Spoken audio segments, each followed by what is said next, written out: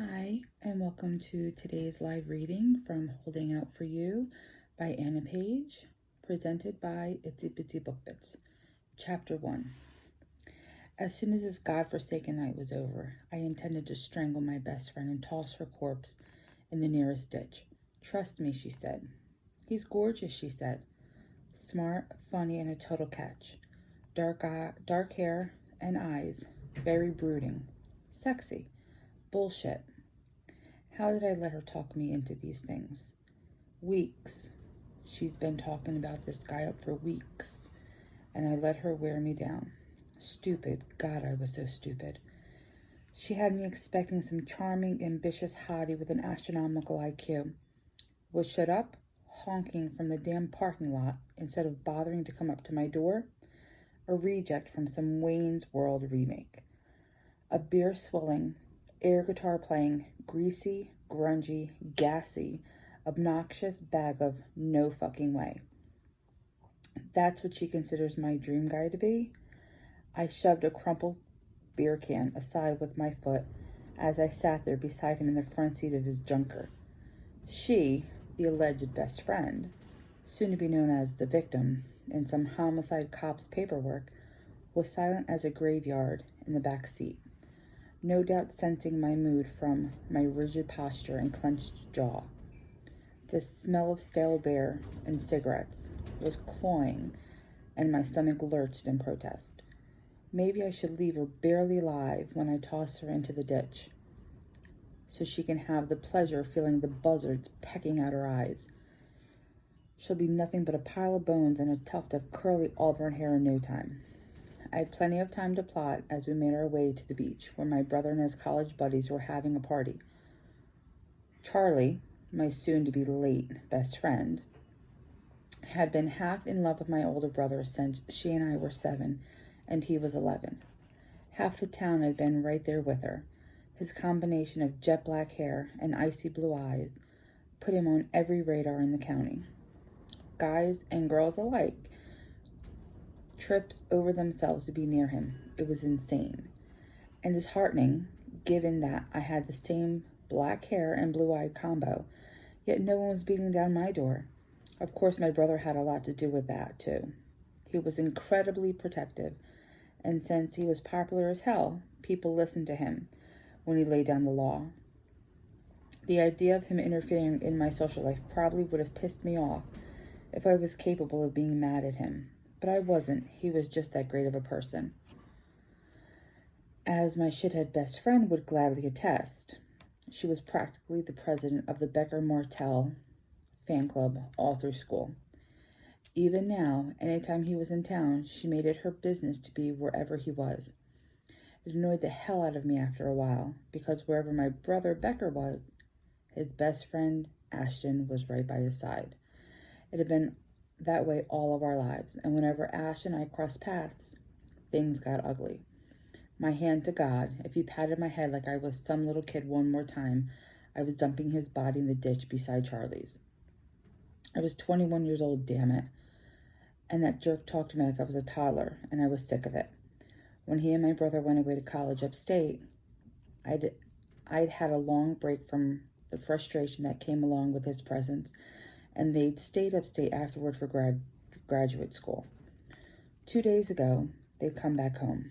I wasn't sure how long they planned to stay, but I refused to let Ashton's bullshit deter me from seeing Beck.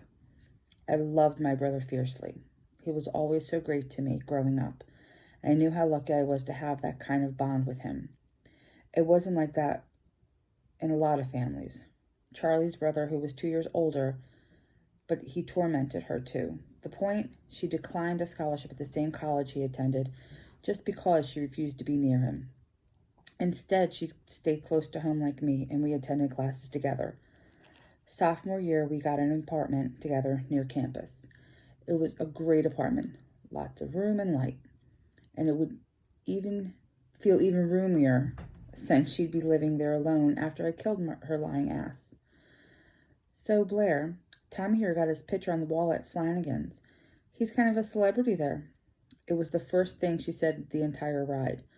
I turned to glare at her, wishing it wasn't so dark so she could see the full effect of my death stare. Swoon, I deadpanned. Flanagan's was a popular bar near campus that the guys flocked to because of the half-dozen massive televisions and cheap watered-down beer. 52 wings in 10 minutes, Wayne's World, Tommy announced proudly. Technically, I barfed most of them up afterwards, but it still counted since no one saw. I cut my eyes in his direction as he leaned toward the passenger seat and confided, "Ruined the giant ficus by the bathrooms, though." I was 2 seconds away from demanding to be let off at the next intersection when my phone rang. I slid it from my back pocket and groaned at the name on the screen. "What is it, asshole night?" I reluctantly accepted the call and offered a clipped "what" in place of a greeting. "Damn, kiddo, rough night already," Ashton chuckled, knowing full well I always answered his calls this way. "None of your business. Now, what do you want, jackass?" "Testy, testy, little one," he mocked. "Beck told me to call you. My mom's car is on the fritz again, so I loaned her my truck for the night, which means I need a ride to the beach." "And you're calling me because you've never heard of Uber or Lyft? A taxi, perhaps? Maybe even an ambitious stork with really stellar beak strength?" Charlie snickered from the back seat. "Your brother assured me you'd be happy to swing by and pick me up since you know how important it is to him that his best friend be there. Then let him come and get you." "Can't. He's already at the beach, setting up, tapping the keg and getting the bonfire going. There are a dozen people there already, so he's got to stay and play host. He said he'd consider it a personal favor." I pulled in a deep breath, gritted my teeth. "You both owe me, big time." "Will gas money and my undying gratitude cover it?"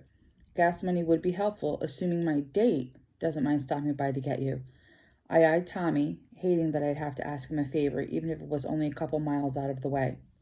He looked like the type of guy who would expect repayment beyond just a few bucks for gas. Tommy didn't look away from the road, just held up a hand with a hang loose signal, indicating he was okay with it. "Date? Well, isn't that precious? Our little sister is growing up so fast. I'm not your little sister, dickbag. If you don't stop treating me like a kid, you'll be walking to the beach." Fine, bring your ass. I wanted to get there before all the hot chicks are taken. Just remember, the later you wait, the drunker they are and the lower their standards. Of course, they only get so low, so you may be shit out of luck. "Language, little one," he chided, tisking in my ear. "Walk to the beach, stupid one," I countered. "Shit, sorry. Force of habit, I'll be good, I promise." His tone was less than sincere, not that I expected him to lay off anyway. "Sure you will. We're on the way. Be ready in 10 minutes. "I was born ready, sweetheart." He hung up. I leaned my head back and let out a low growl of frustration, tossing my phone onto the floorboard amid the beer cans before I could stop myself. "Well, this just got interesting," Charlie commented from the back. I fished my phone up, checking it for beer residue, and opened my notes app, starting a new note. "What are you doing?" she asked. "Creating a hit list. Now shut your whore mouth. I'm still mad at you." I glanced back at her with narrow eyes. "Me?" She feigned innocence, hazel eyes wide as she pressed her hand to her chest in disbelief. "Top of the list, Charlie. Top of the list, even before Ashton, which should tell you all you need to know." I gave a pointed look in Tommy's direction. She mouthed, "What?" and seemed genuinely confused as to why I wasn't happy with her choice. I faced forward again and ignored her. She'd know exactly what she did wrong. But just in case, I planned to spell it out for her as I was choking the life out of her. We pulled into Ash's driveway exactly 10 minutes later, and before I could get the satisfaction of honking the horn, he was out the door and headed down the driveway. Damn it. And even worse, he looked really good in his dark jeans and fitted burgundy t-shirt. The blonde Adonis, as the girls in school had nicknamed him, was definitely living up to the name. And it was a shame Tommy didn't have Ash's style and grooming habits. There was a hoodie draped over his arm and an ever-widening smirk on his face as he peered at my date through the windshield. His green eyes were sparkling with mischief. Damn it. He was going to have entirely too much fun with this. I could tell already. A moment later, he opened the rear passenger door and slid into the seat behind me.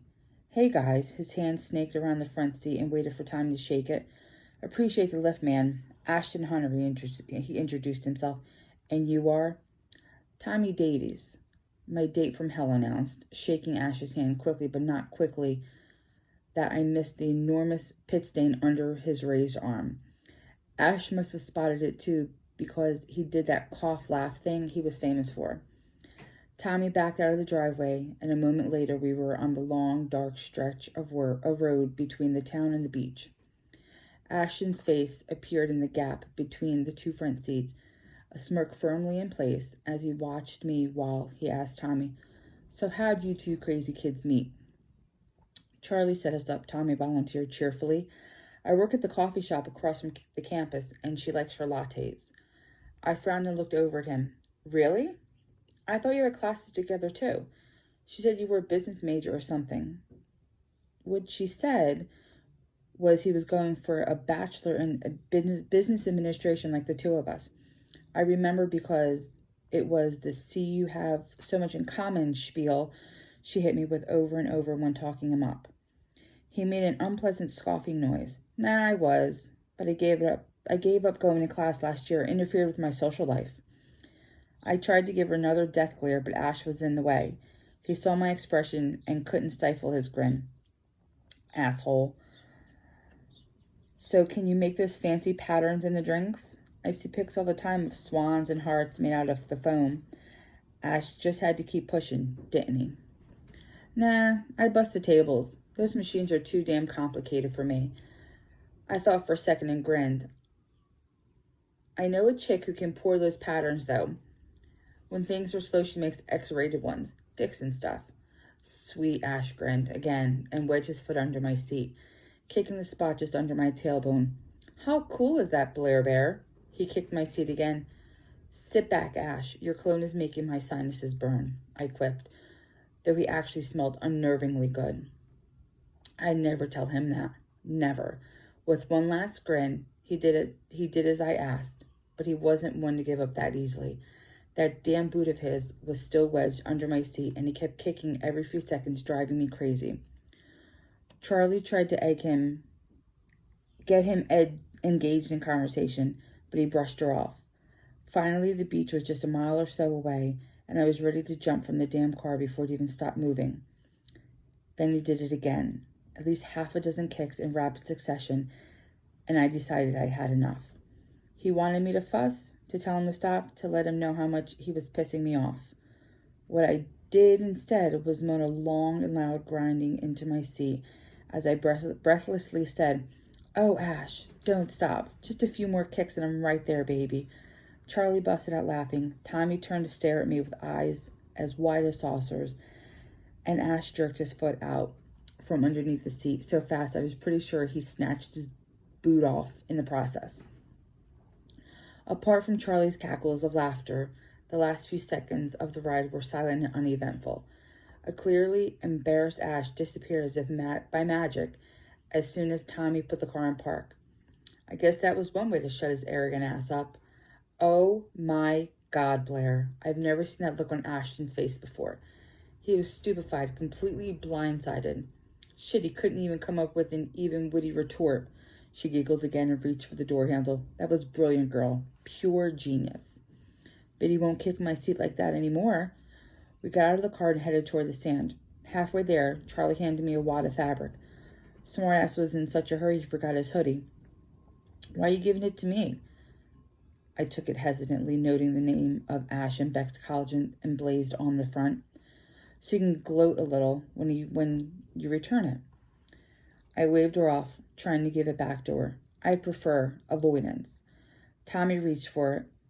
"Maybe it's a good thing you left it. It's kind of chilly by the water. Might come in handy later." No. I held it out of his reach. "I'd rather freeze than wear his clothes." "Maybe I meant I wanted to borrow it." I shook my head. "Sorry, I can't loan something that's not mine." I wasn't sure what squicked me out more, Tommy wanting to wear a strange guy's hoodie, or the thought of some enormous pit stains seeping into Ash's stuff. So gross. Might as well get this over with now so I could relax. "Look, Tommy, I think you're nice and everything, but this date," I almost choked on the word, "this just isn't going to work. I tried telling Charlie, that I wasn't into dating right now, but she pushed, and I gave in. Sorry for that. I should never have agreed to see you tonight. I'm just not in the right place to start something with anyone, I offered him with a smile. Do you know what I mean? So you aren't into me? I softened my expression as much as I could. No, I'm sorry. And I thought it was better to tell you now, so maybe you can find someone at the party who's more compatible. He looked deflated for a moment, but recovered fast. Okay, there's bound to be a ton of girls here tonight, right? Loads, I nodded. Cool, he chirped, already scanning the beach. He tossed a last look my way and frowned. Do I still have to give you a ride home? Because if I get lucky, that might be hard to explain. Nah, I almost laughed. We'll catch a ride with Beck. He threw me the hang loose signal again and headed off in the search of a new date. Well, you could have at least had one beer with him first, Charlie commented, humor in her voice. Oh, you shut your face. I'm still pissed off at you for setting me up with him in the first place. I pointed in the direction he headed. Do you think I enjoyed that? I hate that I had to say that to him. And I hate you for putting me in that position. How in the fuck did you look at him and think he and I would be compatible in the slightest? She grimaced. I didn't really think it through. I just heard from the barista who caught him changing in the back room that he was hung like a horse, and I figured at the very least he'd be good for taking the edge off. I stared at her, mouth agape. What? You've been single way too long. I wasn't expecting you to fall in love or anything. I was just trying to hook you up with someone with some quality dick. I opened my mouth to speak and clamped it shut. There weren't sufficient words to convey how offended I was. There was, however, an obscene gesture that would do nicely. So I threw Ash's hoodie over my shoulder, flipped her off with both hands, and stalked away, suddenly in desperate need of a beer, and possibly a new best friend.